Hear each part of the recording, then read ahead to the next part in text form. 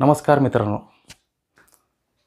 सर्वप्रथम मी सर्वोच्च न्यायालयाचे आभार व्यक्त करतो, धन्यवाद व्यक्त करतो त्यांना.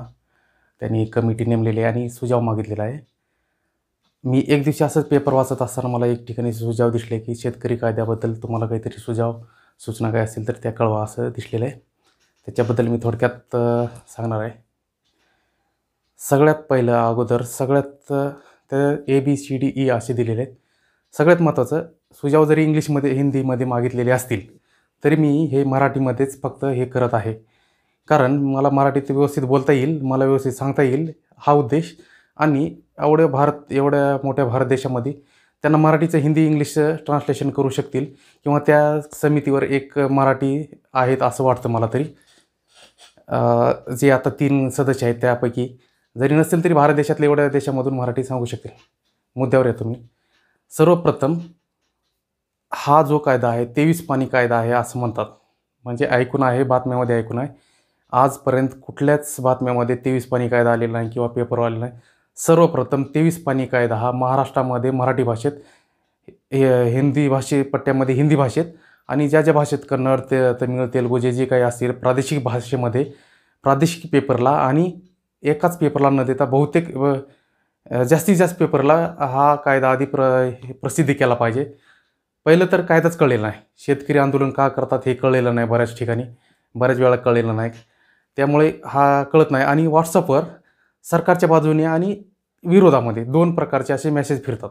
सरकारच्या बाजूने सांगत असतात की कायदा खूप चांगला आहे आणि तो एक मेसेज पाठवला की ज्यांना आवडला तो कायदा तो पुढं फॉरवर्ड करतो. त्याचप्रमाणे एक विरोधातला मेसेज येतो, याची कायद्याचे असे तोटे आहेत आणि तो मेसेज पुढं फिरवला जातो. शेतकरी का आंदोलन करतात, काय नाही करतात त्याच्याबद्दल महाराष्ट्रातल्या शेतकऱ्यांना तर बिलकुल मी तर म्हणतो 99% शेतकऱ्यांना माहीत नसेल. पण जे उच्च शिक्षित आहे, जे कोणी असतील शिक्षण घेतलेले उच्च शिक्षित, त्यातल्यासुद्धा 99% लोकांना माहीत नसावा असा माझा अंदाज आहे. पूर्ण 23 पानी कायदा तर कोणालाच माहीत नाही. जे काही असेल त्याच्यामधले फायदे तोटे काहीच माहीत नाहीत. आणि जे काही तोटे असतील थोडक्यात सांगायचं तर त्या तोट्याला त्रुटी ज्या असतील त्याच्यावर सुधारणा झाल्या पाहिजेत. मी मूळ मुद्द्यावर तर येतोच, पण थोडक्यात हे सांगतो सुधारणा झाल्या पाहिजेत. आणि त्या ABCDE असं दिलेलं आहे. मी त्या वेबसाईटवर जाऊन सुझाव असं मी टाईप केलं आणि तो फॉर्म भरलेला आहे. मी हा व्हिडिओ बनवून हीच लिंक मी तिथं टाकणार आहे. त्यामुळे मी त्यातले आणि ऑप्शन दिले आहेत. हा माहीत आहे का तुम्हाला, हा का ना, हा किंवा तिसरं काय माहीत नाही, असे 3 टाईपचे ऑप्शन दिले आहेत. तर जे आहेत ABCDE पहिला कायदा दिलेला आहे, कोणालाही शेतमाल विकत घेता येईल, ज्याच्याकडे पॅन कार्ड आहे त्यालाही. म्हणजे मंडीच्या बाहेरसुद्धा APMCच्या बाहेरसुद्धा हा कोणाला विकत घेता येईल हा दाखवलेला आहे. दुसरा दाखवलेला आहे करार शेतीचे बी त्याच्याबद्दलची माहिती सांगितलेली आहे. त्याच्यावर प्रश्न हा ना आणि काय माहीत नाही अशा टाईपचे असे विचारलेले आहेत. त्या वेबसाईटवर गेलं असतं ते दिसलेलं आहे. तिसरा दाखवलेला आहे संग्रह करण्याचा अधिकार, म्हणजे हिंदीमध्ये आहेत, मी मराठी सांगतो. वस्तू संग्रहाचा अधिकार म्हणजे माल साठवणूक करण्याचा. चौथा विचारलेलं आहे MSPबद्दल महत्त्वाचा विचारलेलं आहे, जे आता शेतकरी MSPबद्दल जे बोलतात हमी भाव द्या म्हणून. आणि 5वा आहे EE म्हणून आहे, ते तुमचे सुझाव असे व्यतिरिक्त सुझाव टाका. तरी जे पहिला दुसरा मी सिरियल न सांगता जसे मला मुद्दे येतील तसं सांगतो. आणि महत्त्वाचं म्हणजे हा व्हिडिओ मोठा बनेल किंवा छोटा बनेल हे महत्त्वाचं नसताना मुद्दे जास्तीत जास्त मुद्दे येण्याचा प्रयत्न मी करेल. याच्यामध्ये हा प्रयत्न असेल माझा. थोडक्यात 23 पानाचा कायदा हा प्रत्येक प्रादेशिक भाषेमध्ये 5 पेपरला तरी दिला पाहिजे. आणि बातम्यांना, प्रत्येक प्रादेशिक बातम्यांना, हिंदी बातम्यांना, इंग्लिश बातम्यांना हा कायदा सांगितला गेला पाहिजे. जसं नवीन शिक्षण धोरण झालं त्याबद्दल बरीच माहिती सांगितलेली गेली आणि ते वेबसाईटवर उपलब्ध होती. ते माहिती बऱ्याच लोकांना पाठवण्यात आली. तसाच कायदा हा दुसऱ्या बाबतीत करार शेती संग्रह करण्याचा अधिकार MSP आणि ईमध्ये दाखवला. आणि सुरुवातीचं जे कोणाला विकत घेता येईल, तर मी MSPच्या मुद्द्यावरून घेतो, म्हणजे मुद्देच मागं पुढे होतील याच्यापेक्षा हे नाही.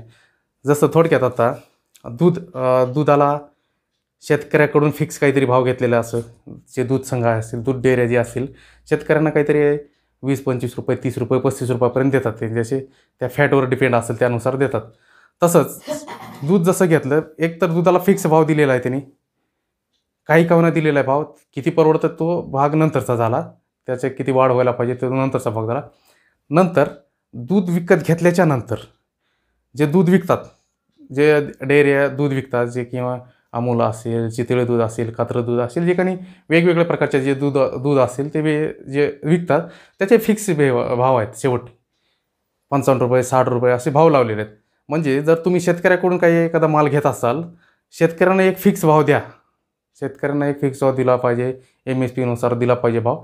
त्याचबरोबर विकत घेतल्याच्या नंतर ग्राहकांनाही जास्त लुटू नका. ग्राहकांनाही तुम्ही असं त्याच रेंजमध्ये दिलं पाहिजे. याच्यावर एक त्या वेबसाईटवर बघितलं असता, सुजावमध्ये जर अतिरिक्त उत्पन्न झालं तर MSP देणं शक्य आहे का, असं एक विचारलं होतं. अतिरिक्त उत्पन्नाच्या बाबतीत मी एक सांगेन, यालाही कंट्रोल करता येईल. याच्यावरही सूचना आणि सल्ला देता येईल. याच्यावरही प्रत्येक गावामध्ये जे काही आपण शेतामध्ये जे काही लागवड करेल, आपण जे काही पीक पेरलं आपण किंवा जे शेतामध्ये लागवड करणार आहे, ते ग्रामपंचायतला प्रत्येक शेतकऱ्याने ग्रामपंचायतला कळवणे कंपल्सरी असावे. कारण ते शेतकऱ्यांच्या फायद्याचे आहे. कंपल्सरी म्हणजे असं काही गुन्हा असावा असा उद्देश नाही. ज्यांनी कळवलं नाही त्याच्यावर गुन्हा दाखल करावा असं काही नाही. पण शेतकरी स्वतःहून सुद्धा सांगतील की आम्ही हे पीक ऊस लावलेलं आहे, सोयाबीन पेरलेलं आहे, गहू पेरलेलं आहे, तांदूळ वगैरे जे काही असेल ते, तूर डाळ जे काही असतील ते नोंद करतील. प्रत्येक ग्रामपंचायतीमध्ये नोंद व्हावी आणि ग्रामपंचायतीने इंटरनेटवर नोंद करून पूर्ण देशाला ते नोंद व्हायला पाहिजे. जे देश लेवलला गेली पाहिजे. देश लेवलला कळेल की हा महाराष्ट्रातल्या ह्या भागात इथं हे पीक जास्त पेरलेलं आहे, मध्य प्रदेशमध्ये हे पीक आहे, पंजाबमध्ये हे आहे, उत्तर प्रदेशमध्ये आहे, कर्नाटकमध्ये, तमिळनाडू, प्रत्येक भागामध्ये ते कळेल. पहिल्या वर्षी फक्त पीक काय आपण लागवड करतो त्याची माहिती देणे. त्याच्यानंतर ज्यावेळेस दुष्काळ किंवा अतिवृष्टीनुसार कमी जास्त उत्पादन येईल ती गोष्ट वेगळी. पण जे रेग्युलर जर असेल त्याच्यावरून आपल्याला एक अंदाज येईल की उत्पादनाच्या शेवटी ज्यावेळेस उत्पादन बाजारात येईल, 3-4 महिन्यानंतर जे बाजारात येईल उत्पादन, त्याच्यानंतर काही बाजारात कळेल की बाबा हा माल खूप जास्त प्रमाणात आलेला आहे ना, हा माल खूप कमी आहे. त्यामुळे जास्त प्रमाणात आलेला भाव डाऊन होईल आणि जे काही कमी असेल, जो माल कमी असेल त्याचा भाव वाढेल. भाव वाढेल म्हणजे कमी असेल त्याला भाव वाढेल, याचा अर्थ त्या शेतकऱ्यांना फायदा भेटेल. ही गोष्ट शेतकऱ्यांसाठी जरी ठीक असली तरी बाजारात टंचाई निर्माण झाल्यामुळे ग्राहकांना ते भेटणार नाही आणि ग्राहकांना भाववाढ होईल. त्यासाठी एका वर्षातच अंदाज येईल की कुठलं पीक कुठं पेरायला पाहिजे आणि भागात कोणत्या भागात कोणतं पीक जास्त पेरलं जातं, कोणत्या भागात कोणती लागवड होईल.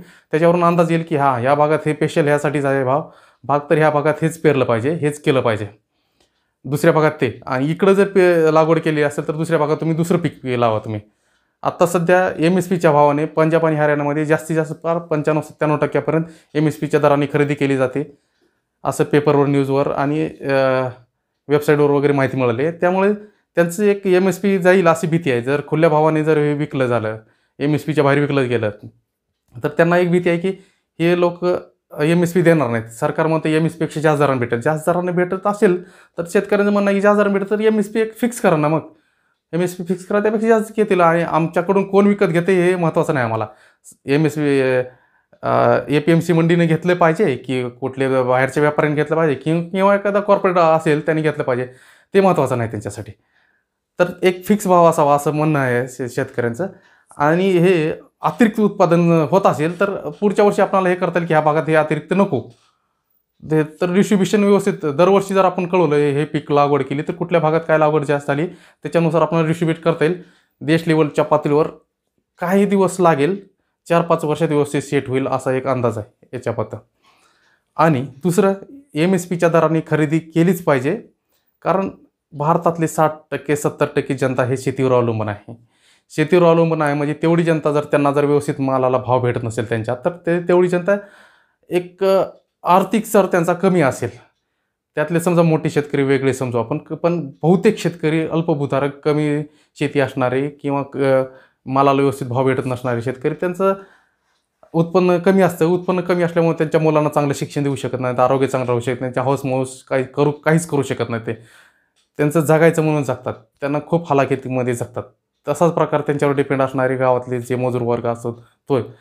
थोडक्यात मला गावामध्ये, माझ्या शेतामध्ये मला परवडत नाही म्हणून मी गाव सोडून मी शहरामध्ये आलो. असेच बहुतेक जे शहरामध्ये राहणारे आहेत ते शेतकऱ्यांचीच मुलं आहेत, बहुतेक शेतकऱ्यांचीच मुलं आहेत. तर त्यांना शेतीमध्ये परवडत नाही म्हणून आलेले आहेत. म्हणजे शेती फायद्यातली नाही. शेती फायद्यात आणायचं असेल तर MSP फिक्स करावं लागेल. MSPच्या बाबतीत अतिरिक्त उत्पन्न होत असेल असं म्हणत असाल तर अतिरिक्त उत्पन्नाला असा फॉर्म्युला वापरून करता येईल. डिस्ट्रीब्युशन कुठल्या भागात काय पेरायचं. आत्ता थोडक्यात आत्ताच्या आज कंडिशनला तेलाचे भाव वाढलेले आहेत, खाद्यतेलाचे भाव वाढलेले आहेत.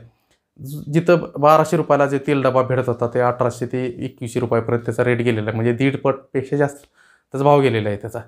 थोडक्यात याचा अर्थ असं की तेलबियाचं प्रमाण कमी झालेलं आहे, त्यामुळे तेलाचे भाव वाढलेले आहेत. तर अंदाज घेता येईल की हा तेलबियाचे भाव कमी झाले होते त्यामुळे असं केलं. तर पुढच्या वर्षी तेलबियाचे असं व्हायला नको की पुढच्या वर्षी सगळ्यांनी तेलबियाचं लावले. पाठीमागे एक वेळेस तुरीचा भाव कमी झाला होता, तुरीचा भाव वाढला होता. तर दुसऱ्या वर्षी एवढ्या तुरी पेरल्या की गव्हर्नमेंटला असं लाईन लावायला लागत होती, बुकिंग करावी लागायची की आमच्या तुरी विकत घ्या. म्हणजे एखाद्या वर्षी खूप कमी उत्पादन झालं, त्या वर्षी शेतकऱ्यांना काहीच नाही, शेतकऱ्यांना खूप डाऊन, आणि कमी उत्पादन असेल तर ग्राहकांना हे खूप त्रास, म्हणजे ग्राहकांना महागात घ्यावं लागेल. तर शेतकऱ्यांना MSP देणं शक्य आहे, ते MSPच्या याच्या बाबतीत. आणि दुसरं MSP जसं पेट्रोलचा भाव वर्षभराचा अंदाज काढा, पेट्रोल किती वर्षभरात किती वाढलं, पेट्रोल डिझेलचा भाव किती वाढला, बाजारात महागाई किती वाढली, महागाई भत्त्यानुसार तेवढ्या पर्सेंटनुसार. जर आज गव्हाला 20 रुपये जर गव्हाला MSP देत असाल, एक्झाम्पलसाठी सांगतो, उदाहरणादाखल 20 रुपये जर देत असाल तर 4% वर्षभराच्या नंतर 8% जर महागाई वाढली तर 8% प्रमाणात किती गव्हाचं 20 रुपये प्रमाणे किती होईल, तर 1-2 रुपये वाढतील, 1.5 रुपये वाढतील. तर 1.5 रुपये तुम्ही वाढून देऊ शकता तुम्ही, तेवढं शक्यही आहे आणि असं काही खूप त्रासदायक नाही. अतिरिक्त उत्पादनाला कंट्रोल करण्याचं मी एक सोल्युशन सांगितलं. दुसरे साठवणूक करण्याचा अधिकार दिलेला आहे. साठवणूक करण्याचा अधिकार याच्यामध्ये फायदे तोटे.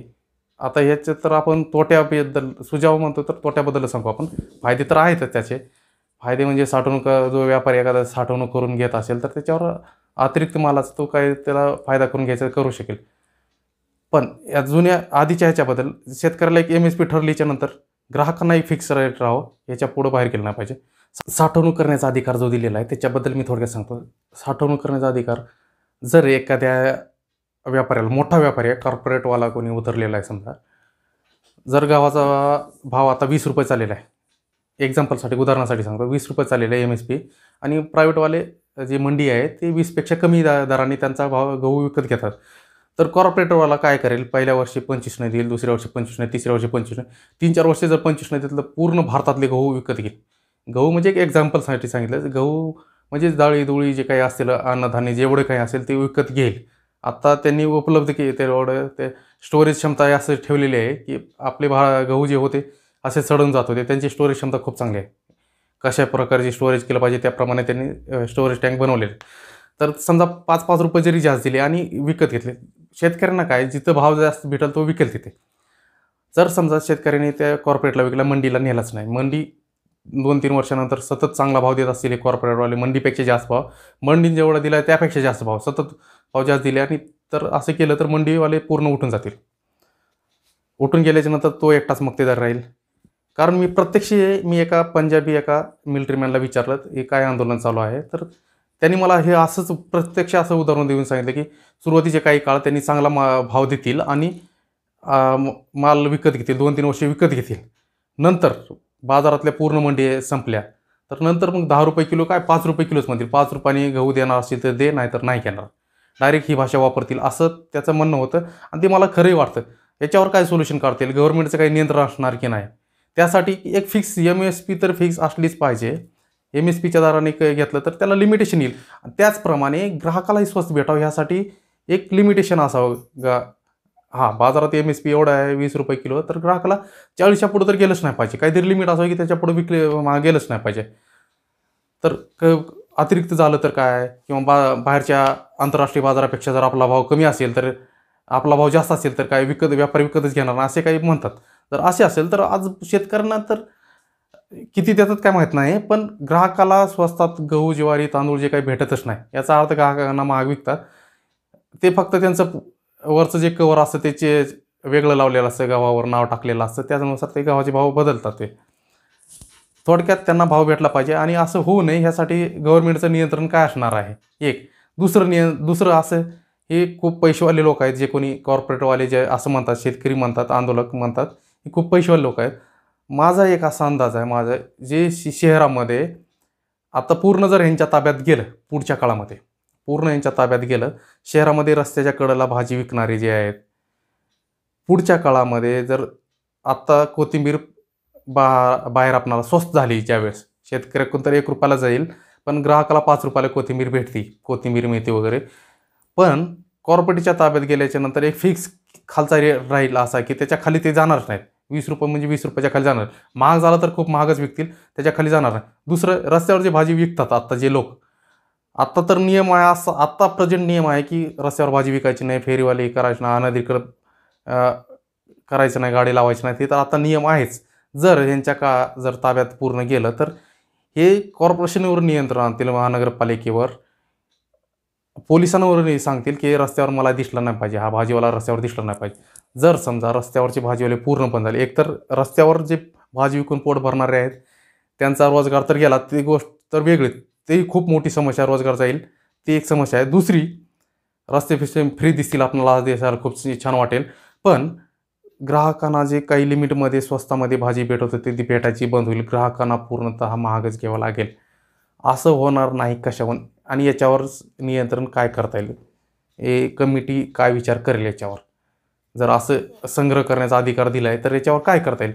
जर असेल तर एक MSP फिक्स दिली आणि आउट रेट जर फिक्स असेल तर याच्यावरही नियंत्रण करता येईल. कोणी विकत घेतलं तरी काय नाही. 2 मुद्दे झाले. करार शेतीच्या बाबतीत ही असंच एक फिक्स रेट त्यांनी ठरवला, आम्ही गावाला एवढा एवढा रेट देतो बाबा. पण उद्या बाजारात गव्हाचा रेट कमी झाला, डाऊन झाला, जास्त झाला, तर आपणाला करार शेती केली असल्यामुळे आपणाला बाहेर विकता येणार नाही. जर समजा उद्या बाजारातला भाव कमी झाला तर हे ग्राहकाला भाव तेवढा देतील कशाहून, त्याच्यात हे नुकसी काढतील, म्हणजे त्याच्यात एक त्रुटी काढतील. तुमच्या गव्हाला, तुमचा जे काही माल आहे तो मी ह्या नंबरच्या 1 नंबरच्या मालासाठी मी एवढा रेट दिलेला होता, तुमचा तेवढा नाही, मला एवढ्या मी घेणार, नाहीतर नाही मला घ्यायचं, असं जर म्हणून त्यांनी टाळाटाळ केली, कारण बाजारात तर भाव कमीच आहे, टाळाटाळ केली तर बाजारातल्यापेक्षा जास्त सोबत करार झालेला आहे यांच्यासोबत, आणि त्यांनी टाळलं तर काय करता येईल. त्याला काही ग्रेड असतील का, 1, 2, 3 ग्रेडपेक्षा जास्त नसावे असे, म्हणजे तर 3 ग्रेडच्यामध्ये 1 नंबर असेल तर बाबा मी ₹8 घेईल, 2 नंबर असेल तर ₹19 घेईल, 3 नंबर असेल तर ₹20 घेईल, असे काही ग्रेड ठरतील का करार शेतीमध्ये, आणि त्याच्या खाली जाणारच नाही असे काही नियंत्रण असेल का त्याच्यावर, तो कायदा स्ट्रॉंग असेल का, शेतकऱ्यांच्या बाजूनीच कायदा असेल का, आणि असावा कायदा. जर करार शेती असेल तर तो असाही असावा कायदा. तोच प्रकार कोणालाही विकत घेता येईल, हा एक कायदा आहे त्यामध्ये. कोणालाही विकत घेता येईल, म्हणजे ज्याच्याकडे पॅन कार्ड आहे त्यालासुद्धा विकत घेता येईल, मंडीच्या बाहेर विकत घेता येईल, असे बरेच काही आहेत कायदे. तर त्याच्याबद्दल कोणाला विकत घ्यायचे तर असं एक फिक्स MSP ठेवूनच विकत घ्या, कोणी विकत घेतलं तरी काय नाही. एवढ्यापैकी माझ्या सूचना अशा आहेत, आणि सूचना विचारल्याबद्दल माननीय सुप्रीम कोर्टाचे मनपूर्वक धन्यवाद.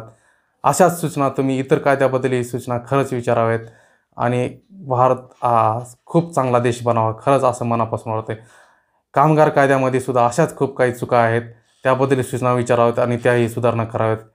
खूप मनापासून धन्यवाद देईल आम्ही. जय हिंद, जय भारत.